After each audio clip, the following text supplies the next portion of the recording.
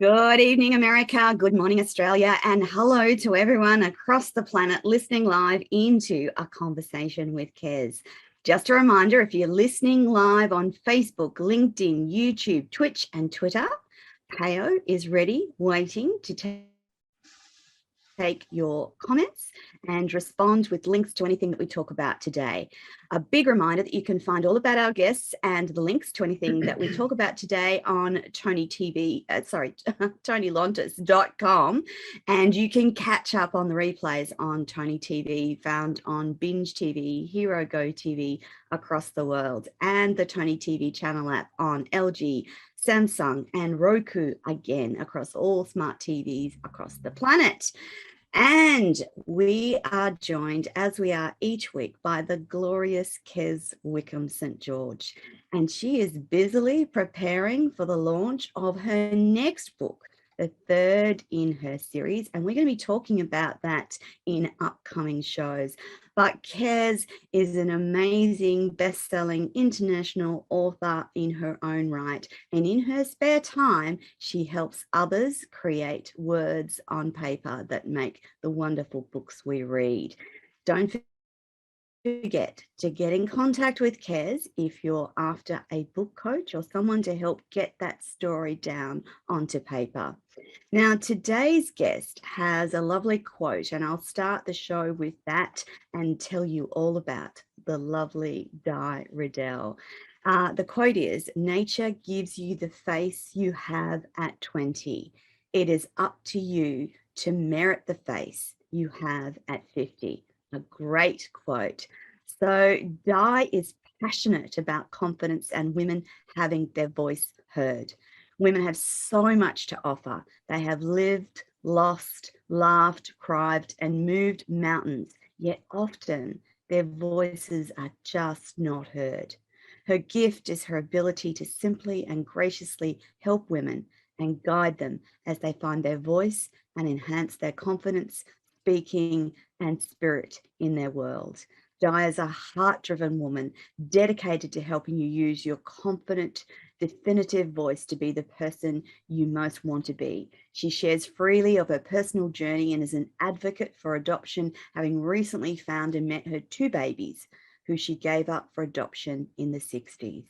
She's an award-winning speaker and a communicator with over 4 decades of experience. She's also a self-published author, MC, NLP master practitioner, a certified life coach, confidence mentor, a member of Toastmasters, and recipient of the coveted international presidential citation. Di is also the host of Your Voice Matters web TV and her Facebook group, Rising Speakers Community. I'm going to hand over to the lovely Kez. Welcome to the show, Kez. Wonderful to have you back here this week, and lovely to have you with us too, Di. Welcome, ladies. Thank you. Thank you very much. Good morning, everyone. And thank you, Toni, and hello, Di. I've been so looking forward to having you on the show. Thank you so much. Thank you. It's an honour to be here, Kez and Toni. Well, I'm going to put you on the spot. I want to know what that quote actually means. I beg your pardon? The quote. The quote that Toni just told us. What does it mean? Shall I read it again, ladies? No, it's right. I got it when I started on about confidence beyond 50. I was looking for someone that I could use as an icon. And I looked at all sorts of people and I looked at what they said and I didn't like it. And as I was looking at things, all these quotes come up about Coco Chanel. And I thought, well, I hadn't even thought about her. I didn't know much about her. So I now know a whole lot about her. And that's one of her quotes. That's where I got it from, because she's an amazing woman. And I do give a presentation. I did write a workshop on it, but I never used it because I didn't know how I would go with copyright using her name. But I used it in a speech. So the 3 things that she gave the world was she released women from their corsets, which is like letting go of your limiting beliefs. She's the founder of Chanel No. 5, which when Marilyn Monroe asked, where should you put it? She said, well, wherever you want to be kissed. So that's about love, light and laughter in your life. And the little black dress. Now, it doesn't mean to say, little black dress doesn't mean to say that you're size 8. A little black dress is Correct. whatever it is that makes you look, feel and speak beautifully. So that's where it came from. And I, as I think about that quote, sure, in our youth, we've got that youth, but by the time we get to 50, we've been through life challenges, and it's reflected in our face, how we respond and who we've become through our life's experiences. Thank you. It makes you stop and That's think, fabulous. that quote, doesn't it? Yeah. It does, doesn't it? Yeah, it does. So because I think I sort of fell into myself when I was in my 50s and suddenly discovered who I was. And yeah, it was like light bulb moment. Yeah. What about you, Toni? Definitely. 40s was the time that I started to grow and learn and develop, but it wasn't till my 50s that I developed that confidence and wisdom and belief in yourself. So definitely 50s is the best. And I'm assuming Di can tell us that 60s, 70s and beyond is all better. So Di, the next Wow. question I have for you is, since you've been a public voice for quite a long time, did that make it easier for you to become a writer? Did it open any gates for you? Yes, it did, because I didn't set out to be an author. I would be what you would call an accidental author. I've been in Toastmasters for 44 years, so I'm well used to speaking and training and going up their leadership ladder and all those other bits and pieces. But there's a big difference between writing a 5 to 7 minute speech and writing a book. But as life unfolded, I was encouraged, and then suddenly someone said to me, I think you've got a book in you. And that started the process. And that was Robin Henderson from the Gold Coast, who is an amazing woman who encourages so many people, so many speakers and writers. So that's how I find a lot of women in their 50s are now writing, putting their stories down. I think it's amazing that we're all coming out of the sort of the cave sort of thing. We have a story and we want to tell it, and it's just amazing. And some of them aren't good. Some of them aren't nice, but you can like 2 or 3 of our interviews that Toni and I had, it sort of makes your hair stand on end and think, did you really go through that? But it's the way they've told it with it's all ended up with a growth and a gentleness and a kindness, and these women amaze me. That's why I love having these shows, is because the amount of authors I've met are just amazing, and the stories they tell, including yourself, Di. I mean, I know what you must have gone through giving up 2 children, so that must have been so hard. So your 2 current books, the Beyond Abuse series, is it a series or is it just 2 books? It's just 2 books. The original was 2006. In 2002, my husband passed away, and that was the pivotal point that tipped me. I fell into a huge heap in the first 12 months. And part of that journey of coming out and being in several organisations and writing and journaling is how the book actually evolved. But when I got to the point where I was actually writing the book, I couldn't remember. That stuff had been buried so deeply that it really took uncovered. And I say in the book, this is the best that I can remember. Maybe I don't have it totally right, but it's certainly what has influenced me.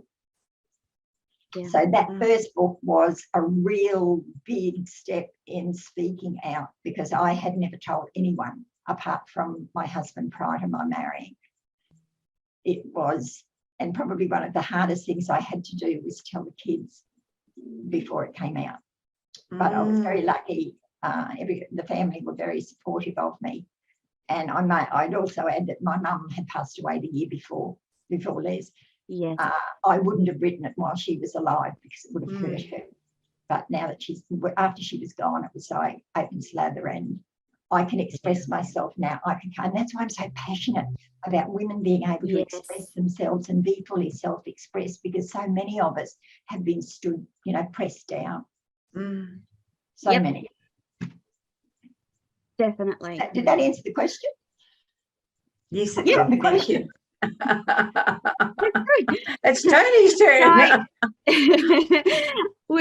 As we were talking about earlier in the show and before the show, you're really quite an accidental but prolific writer, and you've co-authored 6 other books, including The Colours of Me, which we're going to ask you about later.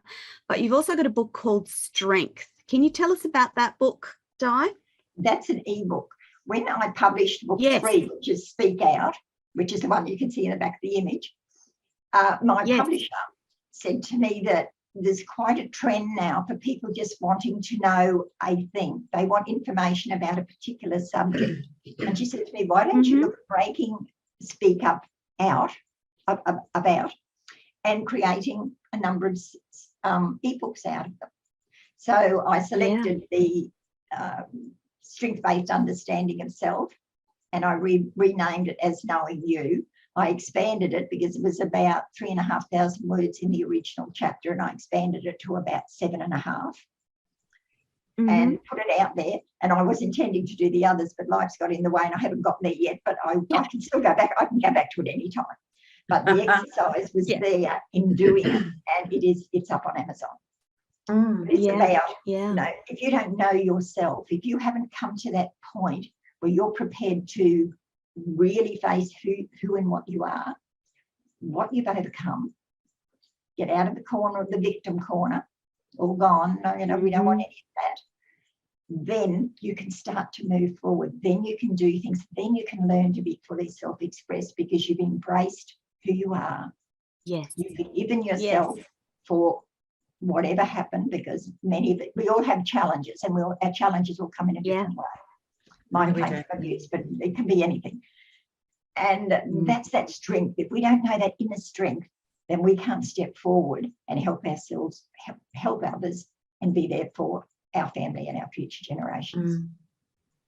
It's very important. It's very important to let the future generations know. Our future generations are their brains are so different. They're differently wired. The specificity of our brains is, watching my grandchildren play with the computer is like, I'm amazed. So they're going to be totally different to what we were brought up to be, absolutely what we do and how we speak and how we write, but leaving behind that legacy. And it's so important. I mean, Toni, you've left behind a book. Yeah. Can I just read a quick little comment out of I was just looking for it. On the final chapter of Speak Out, I say, let's create a voice image movement that inspires global change towards the power of our collective voices, acknowledging our voice matters. And let's look to the next generation, to our daughters and granddaughters. Let's teach them that their voice is a tool to be valued. What they have to say is important, and it needs to be heard. Hear, hear. Hear, hear. Yes, only this morning I had a conversation with a young lady who is very, very well known in the business world, but totally different to what I've ever seen before. Very much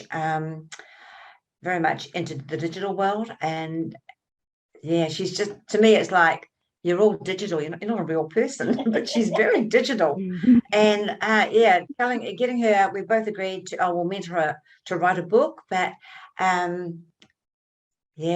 just can't wait to see her thinking process, because I'm used to a thinking process, not a digital process. I guess it's different.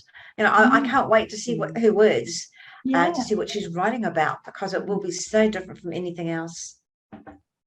And that's so true. Yeah, absolutely. The communication styles have changed considerably. Yes. So you also have an audiobook out. And the audiobook is in book 2, the second book, Beyond Abuse. Okay. While it was released in 2018, the new editor that I had, I didn't realise that she was in New York. I thought she lived in Southeast Queensland. So that was a bit of a surprise. So it's been a bit of a long story, and not always a happy story. But anyway, she kept saying that there was going to be an audiobook come out of this. And I never thought any more of, nothing happened. So I just thought, well, it's not going to happen. Suddenly, while we were on this big 7-month trip around half of Australia just recently, I had an email from her to say, I found someone to narrate the book. And she's, I've been looking for an Australian. And I was really surprised. Anyway, they were due to start in May, and the lady, Kate's flat in London, got broken into, and they took all her electronic gear, including all her hard drive with her work on it. So it got a bit of a put back. And then I was expecting that I'd just get a quick email to say, well, we're back on track. And then all of a sudden I got the link to say, here it is. It was done. So, wow. It happened while it all unfolded while I was away. So it's just been extraordinary, the things that have happened in the last year even. Yeah, isn't that clever? Like, you've been travelling with your man, and all over wherever you can go, wherever the borders were down, and all of a sudden digitally, all of a sudden digitally, you've got a book. I think that's amazing. It's just incredible how it unfolded. I'd like to make an ebook, an audiobook rather, out of Speak Out, but I'd like to narrate it myself. But I'm just not sure whether I've got the voice for it. I need to have a couple of practices and take that. I think you have got the voice. It's subject matter of it, and because it's full of stories, strategies, and action steps, and all of them are things that I have lived through. I don't want somebody else to do that. If that makes sense to you. It does. Certainly does. That does. Absolutely. So that's an exercise for later. I'm a bit busy with other stuff right now. Di, there's a beautiful story that unfolded when you launched Beyond Abuse. Can you tell the audience about that? And also what happened this year in terms of your adopted... Yes. When I wrote book 1, the original Beyond Abuse, I said that I would not search, that I would be open if the son and the daughter came to me, but I wouldn't actively search. The day the link went live for the second book, it was just like something exploded in my head and thought, I'm ready. Yes. I'm ready. Yes. So off I went into children's services. I'd been told of 2 places to go, into children's services, which is the government department that gives you the facts and the figures and the whatever. And then another organisation called Post Adoption Support Queensland, and they provide emotional and support. Yes, because it's a big deal, Di. At a certain age, because I'm in my 70s, they hurry up the process. I suppose they think you might fall off the perch. So that was my advantage. Oh my goodness. In about 4 weeks, it only took about 4 weeks, and they contacted me and said, we found your daughter. Wow. And it took another month, so it was 2 months to the day, almost to the day that we actually met. And she lives in another suburb in Brisbane, where I reside. And had she been looking for you? Had she been looking for you, Di? When she was about 22, she made some tentative attempts through Jigsaw, through another organisation. And she was just curious. She only wanted to be contacted at work because she didn't want to hurt her adoptive parents. And nothing happened. No one ever contacted me. So I didn't know anything about it. So I think that's why her name came up first in the search, because she actually made an attempt.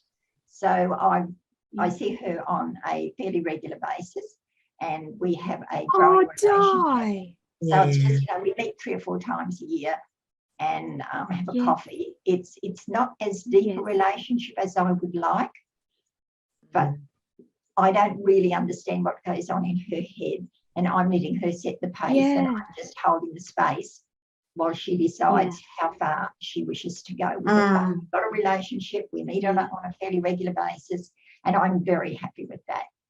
Yes. So I spent the next couple of years letting that settle in, and I wasn't ready to do any more. And then Speak Out came out, and then I just sort of moved on with life. And then at the beginning of the year, just before we went away, I just got up one morning, and I don't know that anything sparked, and I thought, I'm ready. I'm ready to search for my son. Yeah. So I started training. I didn't need to go back to the government department. I didn't know that post-adoption support also did a search. So I went straight to them because I had such fabulous support from them. And they said, we said it in train. So I wrote my letter to him and sent my photo to post-adoption support. So looking forward, so that if something happened while we were away, she had all the information that she could just go out straight That's away. gorgeous, yeah. So that's what we did. And nothing happened for a little while. And the process for them is they send out a letter, snail mail. And if they don't get any response, they send out a registered mail. And if they don't get any response from that, they make a phone call because they have access to information that I don't have. And of course, even when they rang a company, they don't give me any information until fair enough. They've said yes. And I think that's fabulous. That's the value in third-party interaction. Nothing happened with the snail mail. And then the registered letter, I knew when it arrived. It took 5 days for them to pick it up. And then we waited for about 2 weeks before they got a response. And then she rang me one day and said, I've spoken to your son. I have spoken to him and he's open to contact. So we had the initial conversation in Kibapidi, and then we were going up through the centre. We had a couple of conversations. And by this time, I'd said to my partner, our intention was to go to Darwin, come back to the Three Ways, come across to Camberwell, Mount Isa, and then home through Western Queensland. And I said to Pete, how would you feel if we went via Cairns if my son's open to meeting me? It's not far out of the way. Is it 1,100 k's? What's 1,100? What's 1,100? What's 1,100 k's across Australia? I told you that. I suggested that the day you had your first phone call, but you were so excited you didn't hear me. I said, okay. So I rang him and he said, that would be fabulous. I am more than ready to meet you. My wife and his 2 children had all read the letter. He discussed it with his family and with his adopted mother. That it'd be fabulous. Yes. So could we continue on up through the Northern Territory? Yes. We were in Litchfield Gardens and then into Cairns. So he knew that we were around about Litchfield, but he didn't know where we were. And we didn't have an agenda. We were just travelling and stopping. He was in Cairns, having no intentions of doing anything else. The night we get to Darwin, Sunday night, I get a text about 8 o'clock at night saying, are you in Darwin yet? I thought, that's anything to say. And I said, yes. Why do you ask? He said, because I'm in Darwin too. Do you want to have a coffee in the morning? That's awesome. With no plan. Here he was. He's with a group. He's in a group of guys who do online betting, and a group of them, minus him, were going to the Darwin Cup, which was on the next day. And on the Friday, one of them had a heart attack and couldn't travel, so they offered the ticket to him. So he took it. All meant to be. Talk about divine intervention. We couldn't have organised it not fit.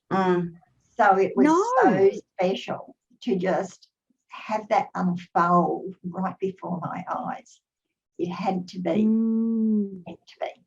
And then we did go across. How special was that moment, Di? I get shivery just thinking about it. Yeah. His wife's delightful. In terms of kids are delightful. So they're, they're linked to you in a way that is really special. And they embraced us and they embraced Pete. So in thinking about the circumstances back in the 60s and 70s, because I actually have 2 adopted sisters in separate and different circumstances, and I've only just found the one sister, and I know from her perspective and what she's told me about what it was like to be adopted, and that she grew up knowing that she was adopted and she had a lovely life, and it was only a chance fleeting thought that she thought, oh, what about my real mum? But she said when she found out the circumstances of why she was adopted, it changed her perspective a lot. So in having those conversations with your kids and them understanding why you had to adopt them out, did that help in not only your healing but their understanding, Di? It certainly helped in my healing. Well, they didn't know there was anything to understand. But after I told them and they understood what it was, they were very supportive, surprised that's how life was.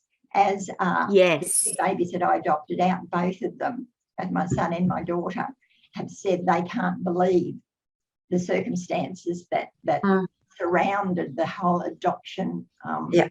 It was horrible. It was horrible. It was horrible. But by the same token, we can't sit in the corner. We can't put today's values on yesterday's actions. Yes, it was horrible what happened back then, but that's how society was. Today, we know different. So I'm a bit ambivalent about this sorry business. How can we be sorry for something that was society? That's right. And there were no choices in the 60s. Yeah, in the 60s and 70s, there were no options for women. There were no options that had any good outcomes, and none of the adoption stories that I've talked to women about when they were forced, in most instances, to give up their babies. I cannot imagine the trauma that caused a mum to give up that baby that you've carried for those 9 months. And have it ripped from your soul, effectively. I cannot comprehend. No here, nothing. Exactly. Just away. Not even allowed to name the baby. Yes, correct. There is a name on the birth certificate, but it didn't come from me. Yeah. So I don't know whether the staff or the welfare were. I don't know who did it, but it wasn't me. Yeah. While you've been talking, Di, and discussing meeting your son, I have a son, and I very rarely ever see him. He lives way, way over east. So when the borders went up, and it's been 2 years since I've just seen like Zoom calls, but don't you drink in their faces? I just drink in his face, and I see all the aspects of who he once was as this chubby little freckle-faced boy that I adored, to this man, but he's still got the freckles. And I just look at his face and I think, you're such a story. I mean, I just drink in their faces. Whenever I see anyone I haven't seen for a while, their faces just tell the story. And I just think, how wonderful. You must have been an absolute heaven looking at his face. Oh, it was that day that we met at the cafe. There was an inside part and there was a long veranda. And being Darwin, it was pretty hot. And I thought I would probably be on the veranda side, along the veranda. And I couldn't see anyone that looked like the photo that I had. And I turned around, and as I turned around, he came out of the door halfway along, and he just said, "Die." And I nodded, and he opened his arms, and I just walked into them. Oh, wow. Yeah. It's a heartbreaker. Yeah. Oh, dear. And then when we got to Cairns, his adoptive mum wished to meet me. Oh, that's divine. She'd already set aside, right from the first communication when she found out, set aside some photos to give me of him growing up. And then my son's wife said, "Well, my mum wants to meet you too." So, nice. So, we were just embraced, and when we ended up, that's lovely. We were in a resort for 8 days, and then we had a couple of nights with them. And the day we left, both my son and his wife said to me, "This is the beginning." Oh, and I believe you're a grandma as well. So I'm a grandma of 2 more, of a 19-year-old and a 21-year-old. Amazing. Oh, wow. And the granddaughter, she's excited to have a third grandma. Oh, that's amazing. That's a the lovely unfolding story. has just been incredible. Mm. But words can scarcely describe it. You know, my voice is going froggy just thinking about it. Yeah. And it's a lovely story to hear, because sometimes the outcomes are not. I've heard the bad stories where we don't want anything. It's not all honey and roses. And I did a lot of work with the lady from post-adoption support around rejection in case it didn't happen, because I didn't want to fall over after I'd done all this work and then it didn't happen. And, you know, being prepared. And years ago, I wouldn't have been the person to do that. But today, I'm the person that's ready to reach out and be the person, you know, as they say, are you the person that, like a business thing, are you who your clients expect you to be? I'm who I expect you to be. I'm pretty pleased with myself, proud of myself for who I've been. You should be too. So you should be. Yeah. Absolutely. So, Diane, you've also... Sorry, Toni. No, you go. It's your turn. Your turn, my lovely. My turn, your turn.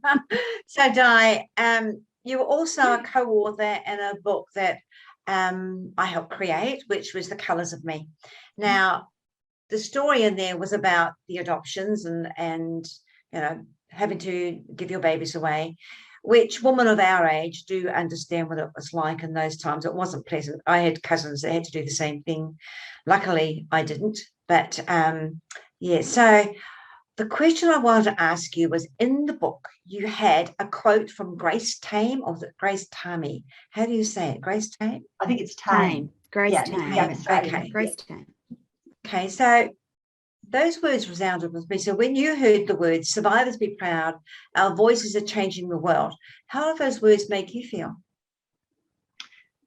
Absolutely incredibly wonderful that someone so young, that speech was so powerful, so well put together and so well delivered from a lady who is so young. What an amazing difference she is going to make as she matures even more and steps out into the world, raising the level for women. I think that she's going to be more than an advocate. I think it's a wonder. Yeah, the words were just spectacular, and I think they are. Women who've been through stuff are changing the world.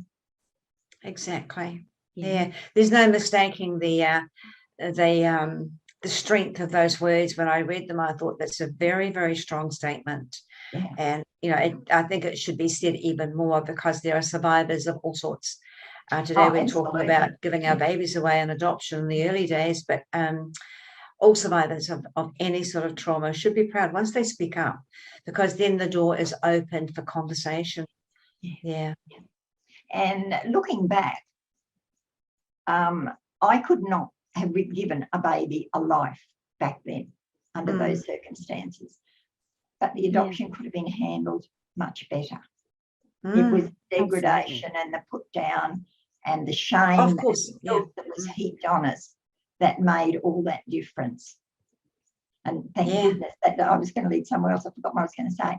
But that doesn't happen today, thank goodness.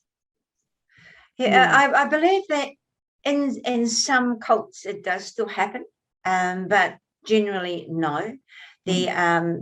The thing they do is they get the young mum in and they mentor and coach her and what she wants and how she believes what she should do with the baby. So I just can't imagine. There was one instant in my life when I had just given birth to my third child and she was not well, and I was holding her in my arms and they whisked her away and they didn't tell me where she was going, and the panic I felt, the absolute anxiety and panic. They had to literally offer me sedation because I had no idea where she went. She'd gone into an emergency ward to be looked after, of course, but I can't imagine your fear of not knowing where your babies were going to go. I can't imagine it. Fear. But the good I know what I was going to say. So the good that comes out of that is that the gift from me was to be able to provide a child for a childless beautiful. Who couple, couldn't have a child. so that he had an opportunity to have a wonderful upbringing, and both of them have had wonderful adoptive parents, which makes the Beautiful. story even better. So, you Yeah. know, the gift came out of that deep trauma. Mm. Yeah. And did you, And to go through this trauma, you wrote about it, or did you have a healing in other ways? Back when it happened, you mean? Back in the 60s? After it happened and you realised your Nothing. baby had gone, Nothing. did you have some sort of counselling? No, there was nothing available then. The welfare workers told me to go nursing and get out of society's way, because no decent man would ever want me. And that's a pretty stock standard answer. As I've spoken over the years, I've had so many women come to me and say, me, my sister, my friend, whatever their story is, and they too were told to go nursing and get out of society's way. Oh, that's harsh, isn't it? Yeah. There was nothing. And because I never told anyone about the rape, because they told me that that was just the beginning, that they would come back and finish me off if I spoke up. And you might think, well, how could you do that as a mature, but as a scared 15-year-old, I believed it. So I never told. How old were you? 15? 15. Yeah, that's terrible. And I mean, that means you would have. They were naive. You would have given birth at 16. Yeah. Oh, that's awful. That really is. I've actually read the book, Di. So I was going through it, and I've had to reread it too. I remember those days. I remember my mother talking about I was too young. It was like, does this actually happen? Yeah. And then when Mum verified it to me, and she worked with a lot of different social people, and it was like I couldn't grasp it. I just couldn't grasp why was someone with passion and empathy was not in there. No. Yeah, but what worried me more is I was terrible, and I was a disgrace to myself, my family, the country, and the universe, and everything else you can think about. Wow. And your folks, how did your folks handle it? I beg pardon? How did your folks handle it? Oh, my mother was supportive, but she was too busy trying to cope with an violent alcoholic partner. Mum did everything that she could to help me. My father just said, well, that's about what I expected. Oh. Because he had told me that I was stupid, useless and worthless when I could stand up, and that I wasn't worth educating and I was a waste of space. So, I wouldn't have expected anything else from him. Yeah. I remember my dad saying, but it wasn't through being pregnant, but my father said to me, you're a girl, you're not worth educating, go to work. And so I was nearly 16 when he sent me off to work, and then things happened. But what you went through, it's just hard. But look at you now, because of what you went through. Look at the growth. Yes. And sometimes I stop and think it's meant to be. This is all meant to be. Yeah. Look at who you are now and what you're doing for the young mums that are thinking about adoption. It still goes on. I mean, I don't know, does it? I mean, people surrogate other people's babies these days. So it's very well known that, Tom and Jenny might not have the son that came through Jenny, it came through his sister, or, it's amazing what goes on. And knowing that everything's open now and you can make those approaches. And I know there's a lot of stories that don't turn out well. And my thing is that I guess that they're people who've not done any personal work on themselves, and they're hiding, still playing in victim mode, or they haven't told their partner what happened way back. All those things, it's all buried under the secrecy, shame and guilt thing. Yes. So shame and guilt. I was determined I wasn't staying there. Yeah. How often have we heard that, Toni? I was just going to say, shame and guilt and secrets are life destroyers. They are complete life. Family secrets. Absolutely. Family secrets destroy lives. If you bring that stuff out into the open and you have conversations, the healing starts to take place. But whilst you deny it, whilst you keep it secret, and whilst you don't talk about it, nothing ever heals. That's right. It just never heals. And to think that you, Di, have been able to process all of that and have this beautiful outcome later in life is a lovely story to tell.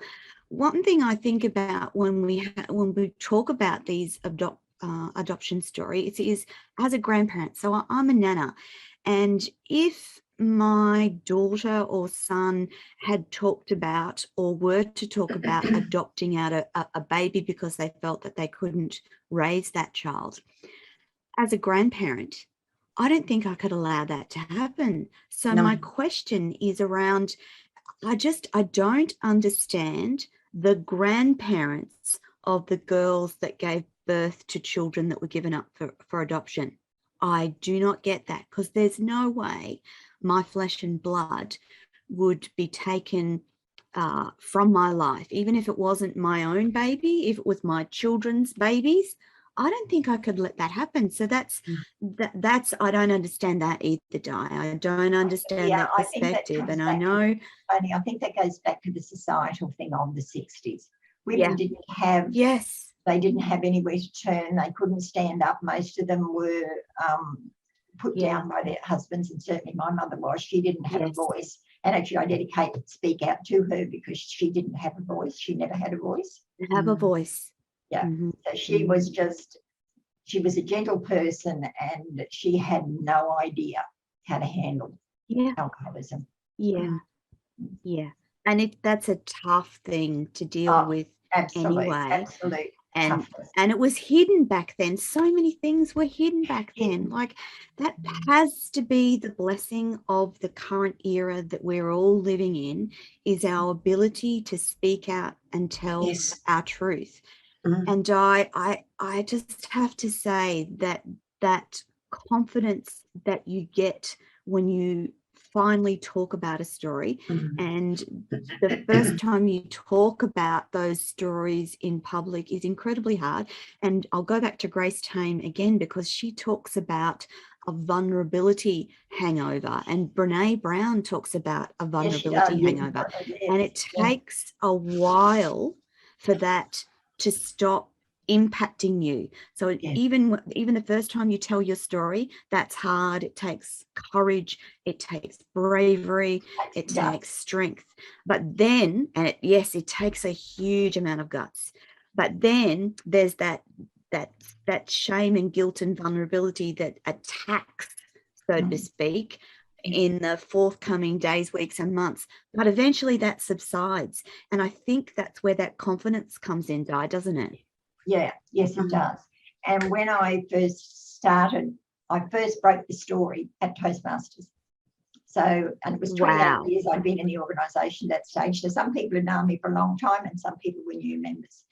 And I had no idea how it would go over.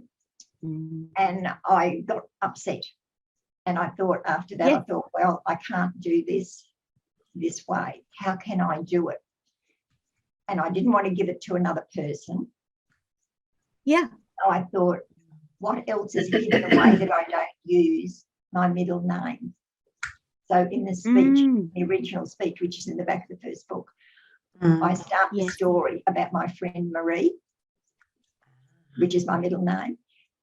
And that removed me enough that I could control my emotions. Be able to talk. And then when it got to the good bits where I met my husband, I said, well, how do I know so much about Marie? Well, I am Diana Marie. That is me, my story. And then I continue on as myself. But that gave me that bit of distance that I could control my emotions, so to speak, and share. And I guess that certainly shows vulnerability. Yes.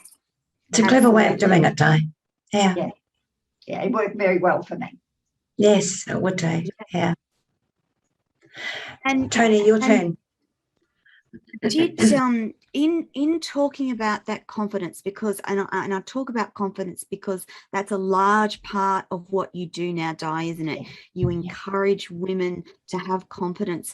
What is it that you've learnt about confidence that is most helpful for women, particularly, to understand? that confidence is, it's the byproduct.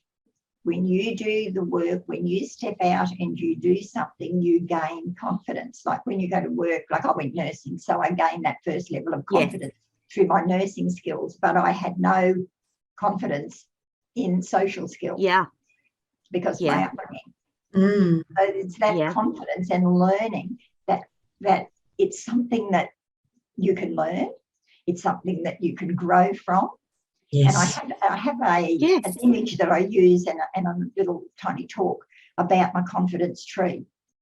When you're learning confidence, you climb up the tree and then you get to the top and you are the peak of your confidence and life's really good, and then something happens and you fall. Yes. Well, the branches are there, so you don't fall to the base. Fall out the tree. You get caught by the branches. So you've already been there before. So you've got the background and the skills to be able to build and get back up again. And the shaking of the leaves, some of the leaves fall off when you fall, will they nurture the base and support you. So that's just a little analogy that I use with confidence. And I think it's so important, but women forget that, and they think that when something happens and they get rattled, they go, oh, you know, I'm no good. All those negatives come flying back into their ears. And they think don't they? The bottom, when in effect they haven't. So unpacking isn't, I don't like that word, but that's all I can think of. But unpacking that for them and letting them see that they've got those skills behind them, that all they need is just a little bit more of a step up the ladder. And once they get that little bit of support behind them and understand where they got it from before, how they lost it and why they lost it, and why they lost it, that might have been something that happened when they were children. Yes. And it was relevant back then, but is it relevant today? And when they get that realisation, it's like, oh, right. And that gives them more confidence, and that builds their confidence so that they can get out and speak their message, because it's not about creating another die. It's about them creating the confidence in themselves. That's right. To deliver their message in their words to their audience. Yes. I agree. I agree with the tree analogy. Yeah. Yeah. There is, for anyone who wants to talk about their story, humanity will always need stories. It's what connects us. Stories are powerful. It's what makes us humans, our stories. And for authors, writing their stories is how they connect. And I wanted to know, are you going to continue, do you think, to write about confidence and women? And have you got another book in the works? I've got another book in line, but it's not related to confidence. I write about confidence and put up confidence memes and little things on Facebook. Yeah. And I've stopped blogging for the moment because I've got busy doing other things. But I had done quite a lot of blogging around confidence. So it's not a subject that's dear to my heart. And when it comes up, I deal with it, but I'm not actively chasing it right now. Okay. Does that make sense? Yeah. Yes, it does. Yeah. Yes. The book now that I've got to this point, my publisher for Speak Out, who lives in Brisbane, she asked me while I was away, she made contact and said, would I like to consider a compilation of adoption stories? She'd had nice. Oh, wow. She wanted to speak to me first, so she put the others on hold. So since I've come home, I've had a chat with her, and I'm at the very beginning, absolute very beginning. I'm just now starting to put out feelers to seek people who might be interested in sharing their story. So if either of you ladies or any of the audience know anyone who'd like to share their story, please put them in touch with me. And absolutely. They can decide then. So I'd love that, please. So that's my aim. Get that story. So it'll be based on 20 adoption stories. Not an anthology from birth mums, but from the children and parents or any grandparents or anything. Anyone come to me with a story, and I'll see if it fits. Okay. An anthology. That sounds really good. An anthology gives so many authors a voice. It does, and well done. Yes. Yeah. Mm. That's So an that'll keep me out of exciting. mischief, keep me out of mischief for a while.